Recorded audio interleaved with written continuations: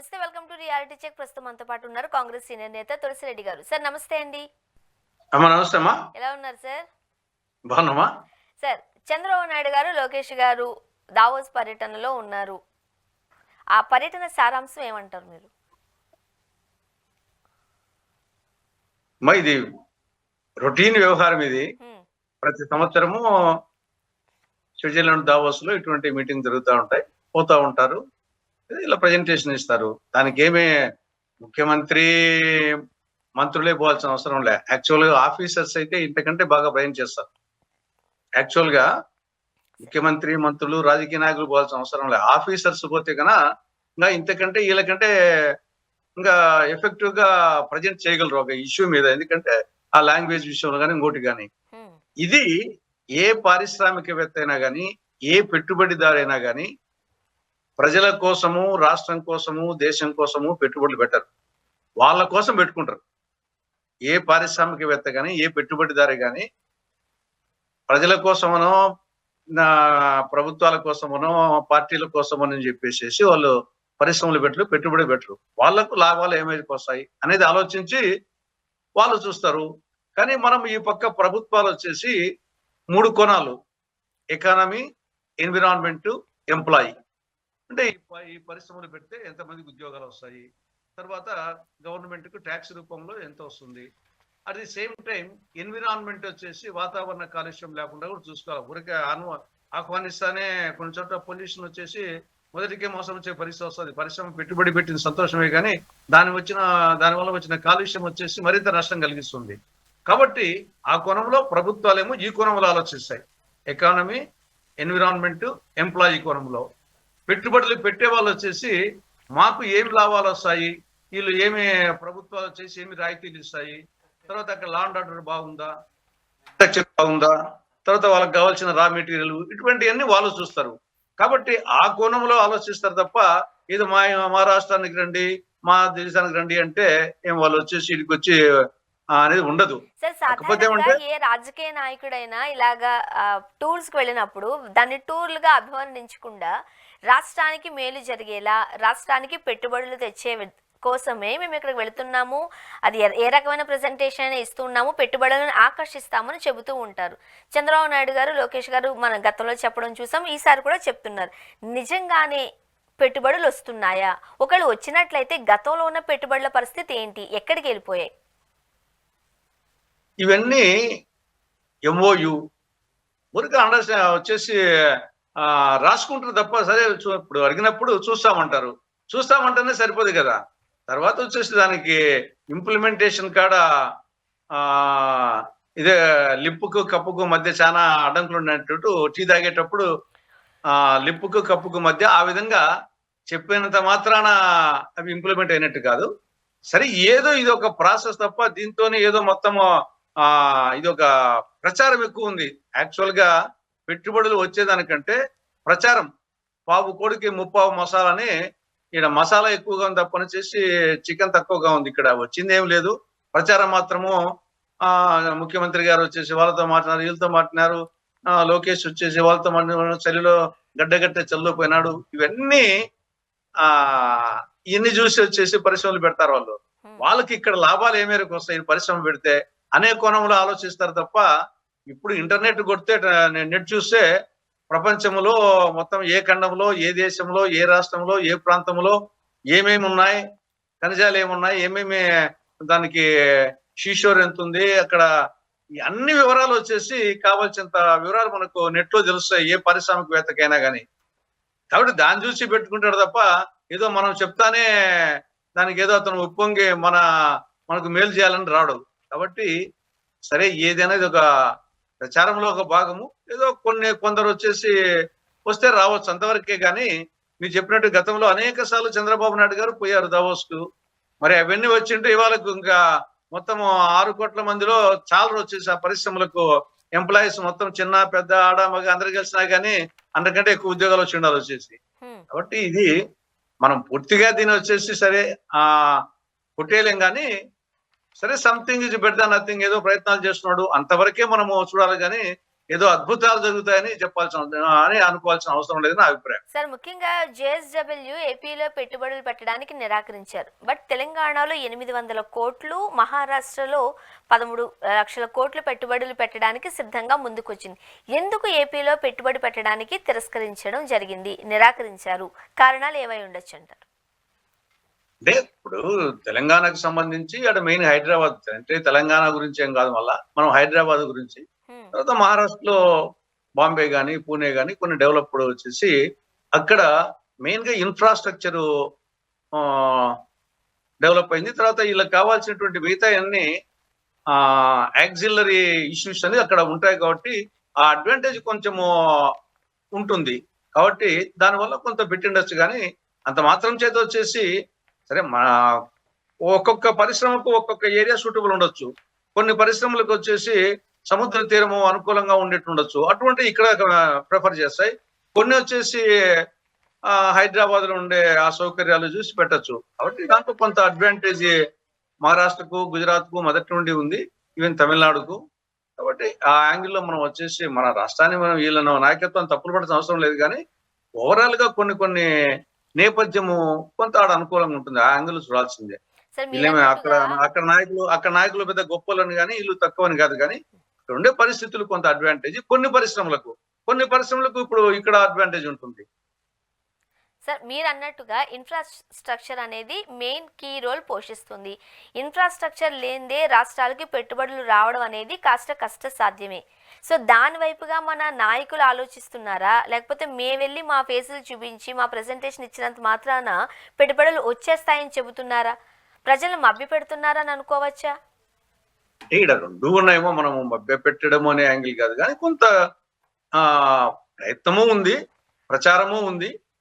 తర్వాత వచ్చేసి ఇక్కడ ఉండింది మనకుండే మెరిట్స్ ఏమి, డిమెరిట్స్ ఏమి, మనం ఉండే మెరిట్స్ చెప్పుకుంటాం. ప్రతి దానికి కొన్ని మెరిట్స్, కొన్ని డిమెరిట్స్ ఉంటాయి.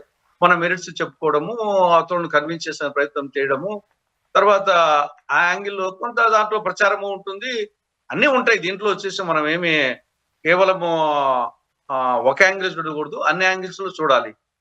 కాబట్టి ఏదో ప్రయత్నం చేస్తున్నారు, అంతవరకు మనము అప్రిషియేట్ చేసి, అంతేగాని దానికి ఏదో అద్భుతాలు జరిగిపోతాయి, దావోస్ వస్తాయి, ఈ రోజు లాస్ట్ అయిపోతాను, ఇంకా పరిశ్రమలు కుప్పలు తెప్పలుగా వస్తాయి ఆంధ్రప్రదేశ్, కానీ ఆ కోణంలో ఆలోచించిన అవసరం లే.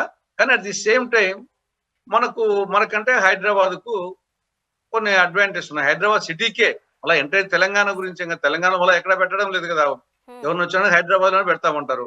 అక్కడ ఆల్రెడీ కొంత ఉంది కాబట్టి ఇన్ఫ్రాస్ట్రక్చర్, యాక్సిలరీ యూనిట్స్ ఇవన్నీ పెట్టడానికి అవకాశం ఉంటుంది, కాబట్టి కొంత అడ్వాంటేజ్ ఉంది. ఇప్పుడు ఆ కోణంలో మనం ఆలోచించాలా. ఇక్కడ ఇన్ఫ్రాస్ట్రక్చర్ డెవలప్ చేయాలా.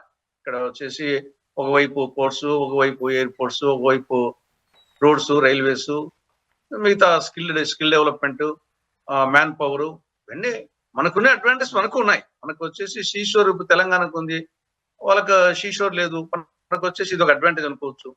తర్వాత మ్యాన్ పవర్ వచ్చేసి మనకు కూడా మంచి మ్యాన్ పవర్ ఉంది. ఈవెన్ ప్రపంచంలో అనేక దేశాల్లో ఆంధ్రప్రదేశ్ వాళ్ళు వచ్చేసి అద్భుతమైన స్థానాల్లో ఉన్నారు. కాబట్టి మనకున్న మెరిట్స్ మనం చెప్పుకోవడము, ఇంకా లేని దాన్ని కొంత డెవలప్ చేసుకోవడము. మనకు రాజధాని అనేది కొంత మంచి రాజధాని లేకపోవడం అనేది అది ఒక డిసడ్వాంటేజ్. దాన్ని కాలక్రమేణా దాన్ని ఇంప్రూవ్ చేసుకోవాలా. బట్ మనము లేదని నిరాశ పడకూడదు, ప్రయత్నంలో లోపం ఉండకూడదు, అది చేసుకుంటూ పోతుండాలి. మొన్న అమిత్ షా గారు ఆంధ్రప్రదేశ్ వచ్చినప్పుడు ఏపీకి 3 లక్షల కోట్లు ఇచ్చాము, ఇప్పటికే ఇచ్చి ఉన్నాము అని చెబుతూ ఉన్నారు. వాస్తవమేనా సార్? అమిత్ షా గారు మాటల్ని ఎలా అర్థం చేసుకోవాలి? ఇది ఎలా ఉంటుందంటే ఇప్పుడు మొన్న వచ్చేసి దీంట్లో కొన్ని శంకుస్థాపనలు, కొన్ని ప్రారంభోత్సవాలు. మొన్న వచ్చినప్పుడు నరేంద్ర మోడీ గారు వచ్చినప్పుడే 2 లక్షల కోట్ల రూపాయల మీద చేశామని చెప్పారు. దాంట్లో శంకుస్థాపన ఉన్నాయి, ప్రారంభోత్సవాలు ఉన్నాయి. 2 లక్షల్లో మొత్తము 20,000 కోట్లే, మిగతా అన్ని కలిసి. ఒక్క గ్రీన్ హైడ్రోజన్ వచ్చేసి అదొకటే 1,86,000 కోట్లు. అది శంకుస్థాపన. అది ఎప్పుడైతుందో, ఇంకా 10 ఏళ్ళు అవుతుందో, 15 ఏళ్ళు అవుతుందో, 20 ఏళ్ళు అవుతుందో, లేకుంటే ఆఖరికి మన్నవరం ప్లాంట్ అప్పుడు మన్నవరం ప్లాంట్ వచ్చేసి శ్రీకాళహస్తి దగ్గర కేంద్ర ప్రభుత్వం ఇచ్చింది, అది ఇప్పుడు మూసేశారు. కాంగ్రెస్ హయాంలో ప్రారంభోత్సవం చేస్తే అది బీజేపీ హయాంలో మూసేశారు.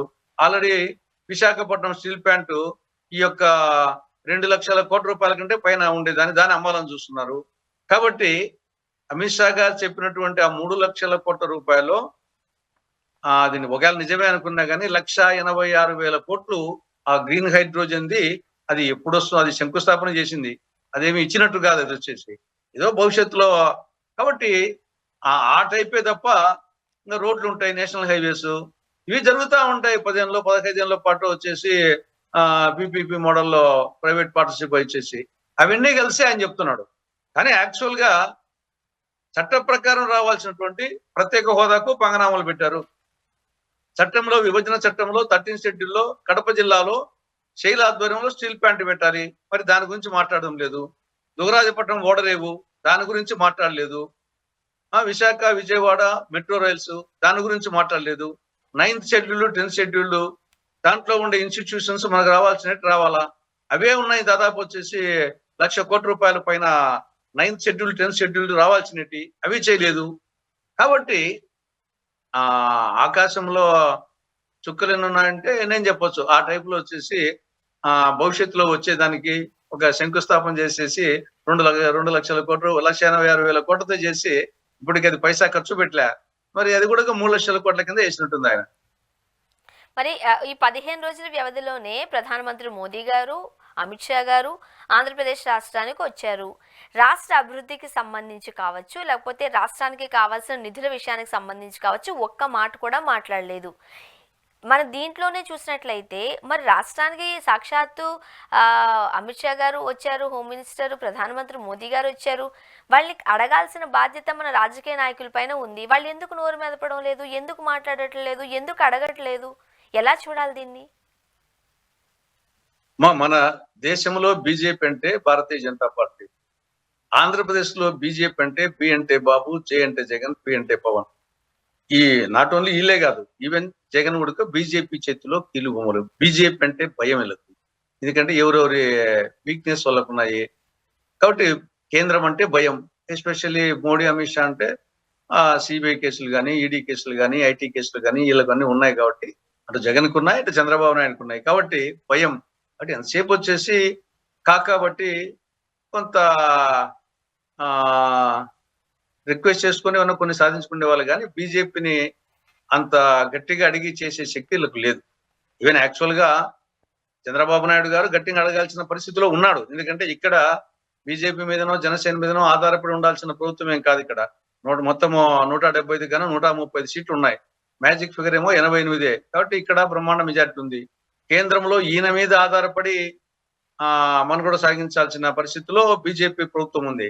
కాబట్టి గట్టిగా అడిగే పరిస్థితిలో గతానికంటే బెటర్ పొజిషన్ లో ఖచ్చితంగా ఉన్నాడు. కానీ ఆ ధైర్యం చేసే సాహసం లేదు. ఏమన్నా మోడీతో పెట్టుకుంటే మొత్తం టీడీపీ ఎంపీల్లోనే చీల్చేస్తాడనే భయం. కాబట్టి ఆ భయం ఉంది. కాబట్టి ఇదే రిక్వెస్ట్ చేసుకోవడమే తప్ప బీజేపీ వాళ్ళు వాళ్ళ పార్టీని డెవలప్ చేసుకునే యాంగిల్లోనే వాళ్ళ మోడీ పెట్టిన కానీ, లేకుంటే అమిత్ షా పెట్టిన కానీ, వాళ్ళ పార్టీని బీజేపీని ఆంధ్రప్రదేశ్ లో కూడా డెవలప్ చేసుకునే యాంగిల్లోనే వాళ్ళ పర్యటనలు ఉంటాయి. వాళ్ళు నిజంగా వాళ్ళకు రాష్ట్రం మీద ప్రేమ ఉంటే ప్రత్యేక హోదా ఇచ్చింది. అలా ప్రత్యేక హోదా ఇవ్వాల్సింది కేంద్ర ప్రభుత్వం, ప్రత్యేక హోదా ఇవ్వలేదు. చట్టంలో అనేక అంశాలు ఇవ్వలేదు. కాబట్టి ఇంతవరకు 10 ఏళ్లలో ఇచ్చింది గోరంతా, ఇవ్వాల్సింది కొండంతా. కాబట్టి దానికి వాళ్ళకు ఇచ్చేదానికి వాళ్ళకు మనసొప్పడంలా, అడిగేదానికి వీళ్ళకు ధైర్యం చాలడం. జగన్మోహన్ రెడ్డి గారి పాలనలో రాష్ట్రంలో విధ్వంస పాలన సాగింది అంటూ అమిత్ షా గారు వ్యాఖ్యానించారు. కానీ ఆ టైంలో జగన్మోహన్ రెడ్డి గారు, అమిత్ షా గారు, మోదీ గారు వీళ్ళందరి మధ్య మంచి సత్సంబంధాలు ఉన్నట్లుగానే మనం చూసాం. ఇప్పటికీ కూడా ఆ టైంలో ప్రచారం చేసేటప్పుడు కూటమిలో భాగంగా బీజేపీ ఉన్నప్పటికీ జగన్మోహన్ రెడ్డి గారికి సంబంధించి సూటి ప్రశ్నలు వేయడమో, లేకపోతే వ్యతిరేకంగా మాట్లాడడమో లాంటి ప్రచారాలు ఎక్కడ మనం చూడలేదు. మరి ఇప్పుడు విధ్వంస పాలన కొత్తగా తెర మీదకి ఎట్లా తెస్తున్నారు అంటున్నారు మరి కొంతమంది. మీరేమంటారు? ఎందువల్ల అంటారు ఈ స్ట్రాటజీ? అంటే ఇది 2 నాలుకల ధోరణి అంటారు. వచ్చేసి ఇప్పుడు మీరు మొన్నటి వరకు జగన్మోహన్ రెడ్డి పరిపాలన 5 ఏళ్ల పాటు ఉన్నాడు. మరి ప్రతి సందర్భంలో జగన్మోహన్ రెడ్డి సపోర్ట్ బీజేపీ వాళ్ళు ఇస్తున్నారు, బీజేపీ వాళ్ళు ఈయన సహకారం తీసుకున్నారు. కాబట్టి కొన్ని సందర్భాల్లో ఈవెన్ నిర్మలా సీతారామన్ గారు వచ్చేసి జగన్మోహన్ రెడ్డిని నరేంద్ర మోడీ గారి దత్తపుత్రుడు అన్న సందర్భం కూడా ఉంది. నిర్మలా సీతారామన్ గారు దత్తపుత్రుడు అని చెప్పేసి చెప్పిన సందర్భం కూడా ఉంది. కాబట్టి ఇవన్నీ ఏరు దాటినంత వరకు ఓడమల్లన్న, ఏరు దాటినాక బోడిమల్లన్న అన్నట్టు ఆయా సందర్భాల సమయాలు బట్టేసి మాట్లాడము. ఇది 2 నాలుకల ధోరణి. ఇది ఆ అంటే రోజు ఆ విధ్వంసం రోజు జరిగింటే ఆ జగన్మోహన్ విధ్వంసానికి రెడ్డి ఇది కూడా గారు కారణమే. ఆ? ఆ రోజు జగన్మోహన్ రెడ్డి గారు ఆంధ్రప్రదేశ్ రాష్ట్రానికి ముఖ్యమంత్రిగా ఉన్నప్పుడు సెంట్రల్ గవర్నమెంట్ లో ఉన్నది ఇదే మోదీ గారు, ఇదే అమిత్ షా గారు. మరి ఆ రోజు ఎందుకు అడ్డుకట్ట వేయలేదు? ఆ రోజు ఎందుకు ఈ పాలనను ప్రశ్నించలేదు? అదే అది వచ్చేసి నరేంద్ర మోదీ, అమిత్ షా గారి వ్యాఖ్యలు కరెక్ట్ కాదు. అది నిజంగా విధ్వంసం జరిగింటే ఆ రోజు వచ్చేసి కేంద్ర ప్రభుత్వము మీరు కనీసం ఎప్పుడన్నా వార్నింగ్ ఇచ్చిన సందర్భం కూడా లేదు. కనీసం హెచ్చరిక చేసిన సందర్భం కూడా లేదు. మీరు అడ్డుకోవడం కాదు కదా, హెచ్చరిక కూడా చేయలేదు.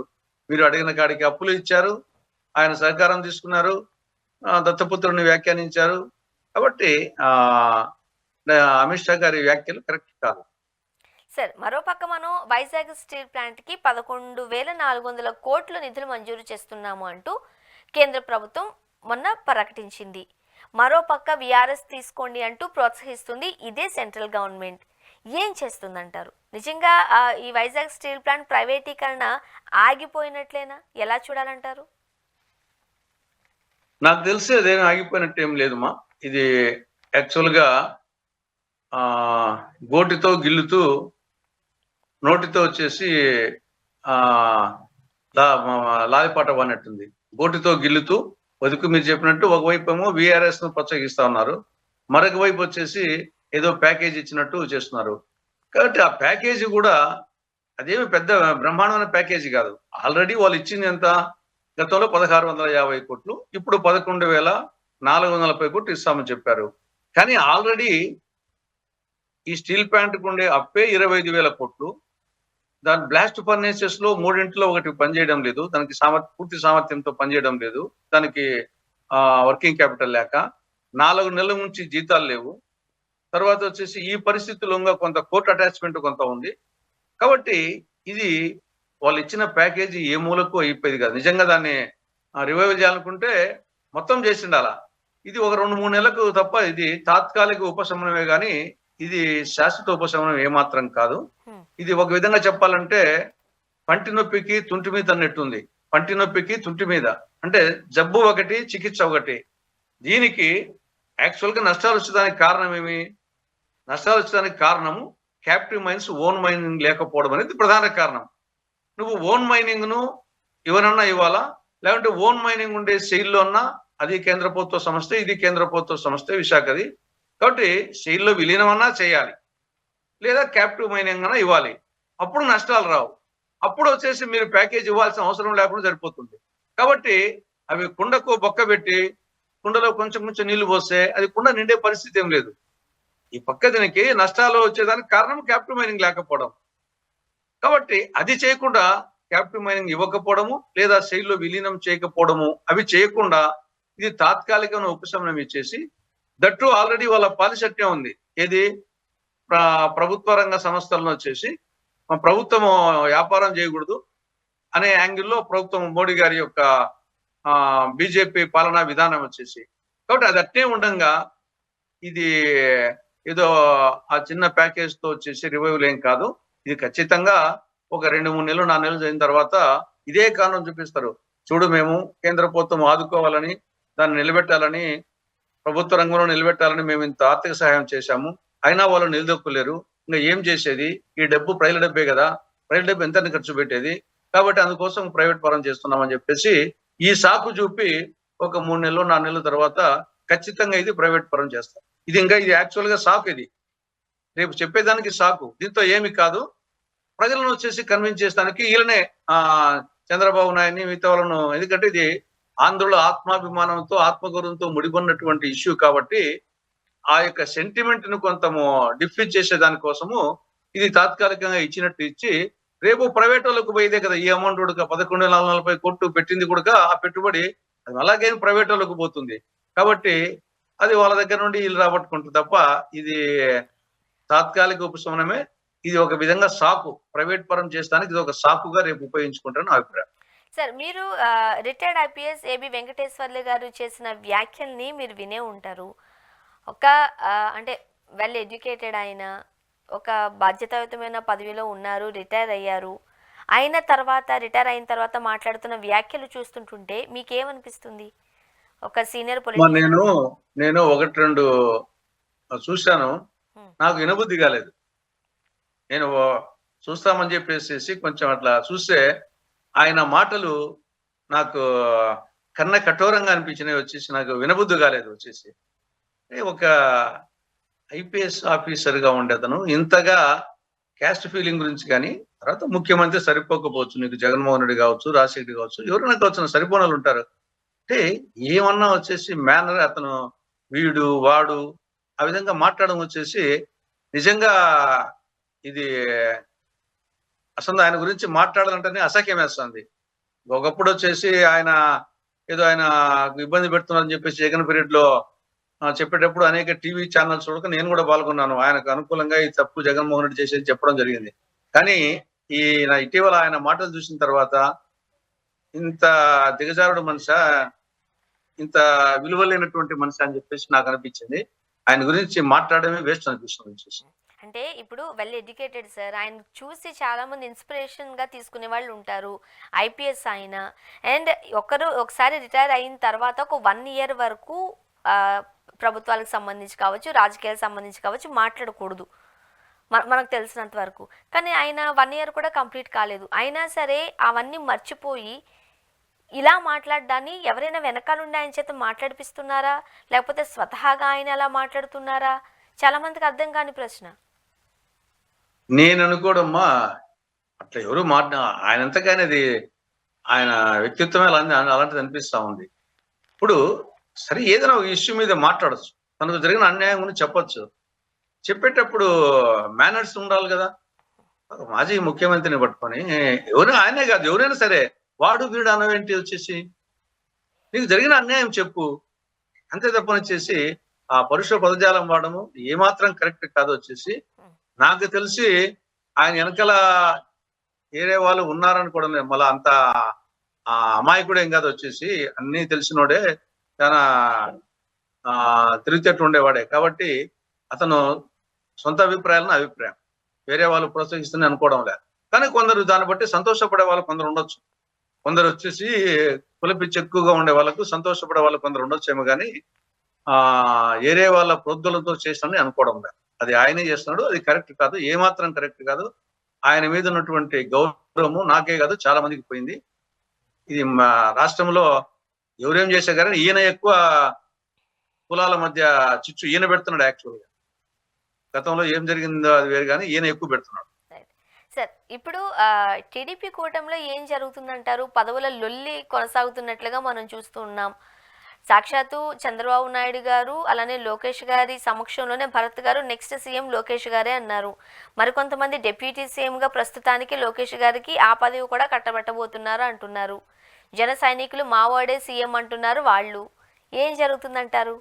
వీళ్ళందరూ మళ్ళీ ఒకే కూటమిలో ఉన్నారు, ఒకే వరలో ఉన్న కత్తులు వీళ్ళంతా. ఈ కూటమిలో భేదాభిప్రాయాలు ఉండేది వాస్తవం, ఇది బహిరంగ రహస్యం. దీంట్లో వచ్చేసి మూచిపెట్టాల్సింది ఏమి లేదు. ఆ కూటమి అది వచ్చేసి పెద్ద ఇంటాక్ట్ కూటమి కాదు, అది ఒక లూజ్ కూటమి. భావ సారూప్యత సిద్ధాంత పరంగా దగ్గర పూర్తిగా ఏకీభవించి అసాధ్యం అనుకోండి. దగ్గర ఉన్న కూడా లేవు. పూర్తిగా ఉంటే వేరే పార్టీ పెట్టాల్సిన అవసరం లేదు. కానీ దగ్గర కూడా భావ సారూప్యత ఉన్నటువంటి పార్టీలు కాదు. వాళ్ళ ట్రాక్ రికార్డు చూస్తే ఇదే పవన్ కళ్యాణ్ 2014 ఎన్నికల ముందు పార్టీని పెట్టాడు. 2014లో పోటీ చేయలేదు ఆయన పార్టీ. సరే, బీజేపీకి టీడీపీ మద్దతు ఇచ్చాడు. తర్వాత వచ్చేసి 2014-19 మధ్య అటు టీడీపీని ఘాటుగా విమర్శించాడు, ఇటు బీజేపీని ఘాటుగా విమర్శించాడు. ఈవెన్ రాజధాని విషయంలో టీడీపీని విమర్శించాడు. బీజేపీని వచ్చేసి ఇది 2 పాచిపోయిన లడ్డు ఇచ్చింది.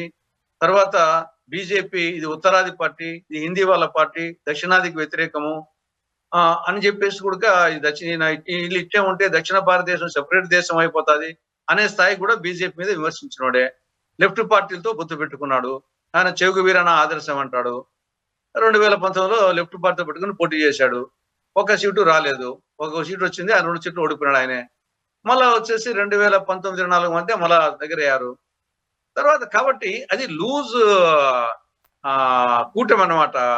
పవన్ చరిత్ర తీసుకుంటే ఆయన టీడీపీ భావ సారూప్యత లేదు, బీజేపీ భావ సారూప్యత లేదు.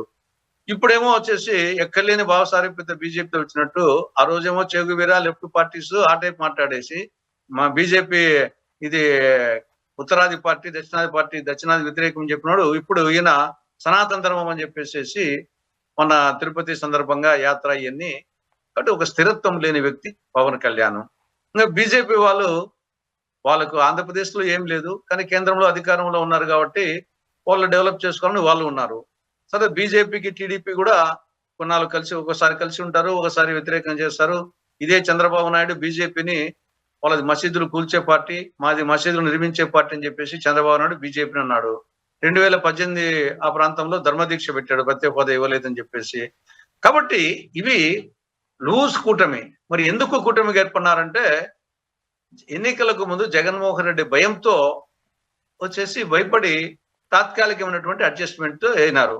ఎన్నికలు అయిపోయిన తర్వాత ఇంకా ఆ జగన్ భయం పోయింది. ఇంకా ఎవరెవరు ఆటలు ఆడుతున్నారు. పవన్ కళ్యాణ్కి ఆయనకు వచ్చేసి ముఖ్యమంత్రి మీద ఆశ ఉంది. ఆయన పార్టీ పెట్టింది, సొంత పార్టీ పెట్టింది, ముఖ్యమంత్రి మీద ఆశ పెట్టినాడు. తర్వాత ఒక సామాజిక వర్గం పైనకి ఎన్ని చెప్పినా గానీ ఆ సామాజిక వర్గాన్ని దృష్టిలో పెట్టుకొని ఆయన విధానాలన్నీ ఉంటాయి. తర్వాత వచ్చేసి ఆయన తన చాలా మాస్ పుల్లరు. నాకు చంద్రబాబు నాయుడు, లోకేష్ వీళ్ళందరికంటే నేను పోయిన చోటుకు జనాలు ఎక్కువ వస్తారని చెప్పేసి అది ఆయనకు వచ్చేసి అదొకటి ఉంది. కాబట్టి తర్వాత ఈ లోపల ఆయన హోమ్ మినిస్టర్ అనిత మీద మాట్లాడిన మాటలు కానీ, తర్వాత కల్తీ లడ్డు విషయంలో కానీ, నిన్న తిరుపతిలో తొక్కిసాట సందర్భంగా ఒకవైపు చంద్రబాబు నాయుడు ముఖ్యమంత్రి, మిగతా మంత్రులందరూ అక్కడ ఉంటే 5 నిమిషాల తేడాతో ఈయన వేరే చోట వచ్చేసి ఆయన వెనకముందు పోవాలా, లేకుంటే ఇంకోసారి పోవాలా, తిరుపతిలోనే వేరే చోట పెట్టడము, కాకినాడ బియ్యం విషయంలో కానీ. కాబట్టి పవన్ కళ్యాణ్ ఆయన సొంతంగా ఇమేజ్ డెవలప్ చేసుకోవాలని చూస్తున్నాడు, సొంతంగా పార్టీని ఇంప్రూవ్ చేసుకోవాలని చూస్తున్నాడు. కొంతవరకు చంద్రబాబు నాయుడుతో అడ్జస్ట్ కాగలడు కానీ లోకేష్ తో అడ్జస్ట్ కాలేడు. లోకేష్ కంటే నేనే ఎక్కువగా. కాబట్టి చంద్రబాబు నాయుడు ఇంతవరకు ఓకే, అంతవరకు ఏం పెద్ద ఇబ్బంది లేదు. కానీ చంద్రబాబు నాయుడు కాదన్నప్పుడు వచ్చేసి డెఫినెట్ గా నేనే ముఖ్యమంత్రి కావాలనేది ఇతనికి ఉంది. బీజేపీ వాళ్ళు వీలైతే వరకు వాళ్ళు వచ్చేసి వాళ్ళ పార్టీ తరపున చిరంజీవినో, పవన్ కళ్యాణ్ ఇంగోరునో పెట్టుకొని వాళ్ళ పార్టీ తరపున ఎప్పుడోసారి అధికారం రావాలనేది వాళ్ళకు ఉంది.